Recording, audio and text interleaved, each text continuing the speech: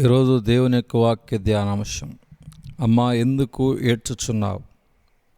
పాపం చేసి పడిపోయిన మానవులతో దేవుడు మాట్లాడిన మొట్టమొదటి మాట, ఆదామా ఎక్కడ ఉన్నావు?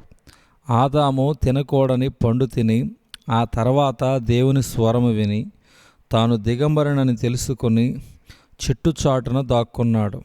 నూతన నిబంధనలో యేసు మరణించి సమాధి చేయబడి పునరుద్ధానుడై తిరిగి లేచినప్పుడు ఆయన మాట్లాడిన మొట్టమొదటి మాట, అమ్మా ఎందుకు ఏడ్చుచున్నావు? యోహాను సువార్త 20 అధ్యాయము 15 చూస్తున్నాం. అక్కడ ఏదెను తోటలో దేవుడు ఆదామును ప్రశ్నించాడు. అక్కడ యేసయ్య సమాధి తోటలో మరియను ప్రశ్నించాడు, అమ్మా ఎందుకు ఏడుస్తున్నావు? అక్కడ ఆదాము తినకూడని పండు తిని అనవసరముగా నష్టాన్ని సిగ్గును కొని తెచ్చుకొని బిక్కుబిక్కుమంటూ దాక్కున్నాడు. ఇక్కడ మరియా యేసు మాటలు నమ్మక, అంటే పునరుద్ధానుడై తిరిగి లేస్తాడని నమ్మక అవిశ్వాసమును బట్టి అనవసరముగా ఏడుస్తుంది. అందుకే యేసయ్య అడుగుతున్నాడు, అమ్మా ఎందుకు ఏడుస్తున్నావు? నీ ఏడుపునకు సరైన కారణం ఉందా? ఇంకా చెప్పాలంటే, అమ్మా నువ్వు అనవసరంగా ఏడుస్తున్నావు, నువ్వు అనవసరంగా చింతిస్తున్నావు. గమనించాలి, యేసయ్య పునరుద్ధానుడై తిరిగి లేచినప్పుడు ఆయనకు తన ప్రియులలో కనిపించిన లోపమేమిటంటే అవిశ్వాసము. యేసయ్య మరణాన్ని జయించి తిరిగి లేచినందుకు సంతోషించి గంతులు వేయవలసిన సమయములో, దేవుణ్ణి మహిమపరచవలసిన సమయములో యేసు సజీవుడు, యేసు పునరుద్ధానుడు అని ఎలుగెత్తి చాటించవలసిన తన వారు అనవసరంగా చింతించటం, ఏడవటం యేసయ్యను కనుగొన్నాడు. ప్రియ స్నేహితుడా, ఈరోజు క్రైస్తవుల్లో అనవసరంగా చింతించేవారు, అనవసరంగా అనుమానించేవారు, ప్రతి చిన్నదానికి కంగారు పడిపోయేవారు, బెమ్మిలెత్తిపోయేవారు ఎక్కువ చూస్తున్నాం. ఇదే సమస్య 2000 సంవత్సరాల క్రితం పునరుద్ధానుడైన యేసయ్య ఎదుర్కొన్నాడు. నేడు అదే సమస్యతో క్రైస్తవ సహోదర సహోదరులు నలిగిపోతున్నారు. అందుకే యేసయ్య పదే పదే సెలవిస్తున్నాడు, ఏమి తిందమో, ఏమి త్రాగుదమో, ఏమి ధరించుకుందమో అని చింతింపకుడి. అన్యజనులు వీటన్నిటి విషయమై విచారింతురు. కాబట్టి మీరు ఆయన రాజ్యమును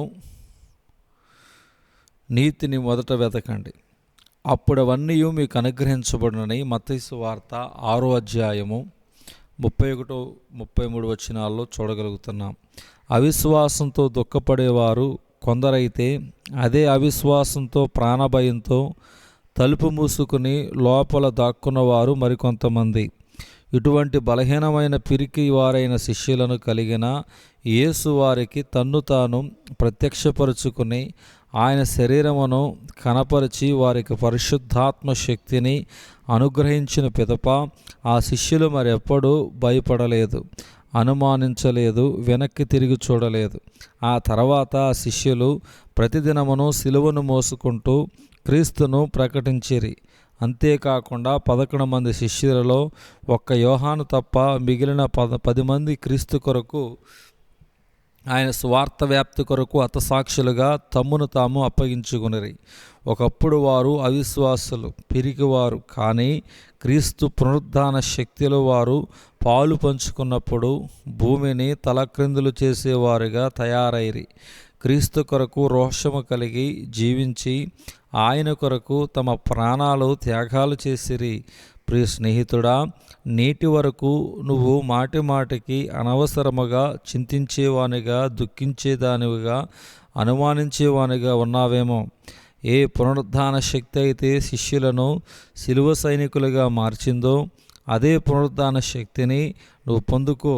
క్రీస్తు కొరకు రోషము కలిగి జీవించి సిలువ సైనికుల గుంపులో నేడే చేరిపో.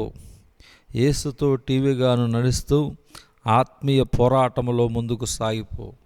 దేవుడి దినవాక్య ధ్యానము దేవుడు దీవించునుగాక. ఆమేన్.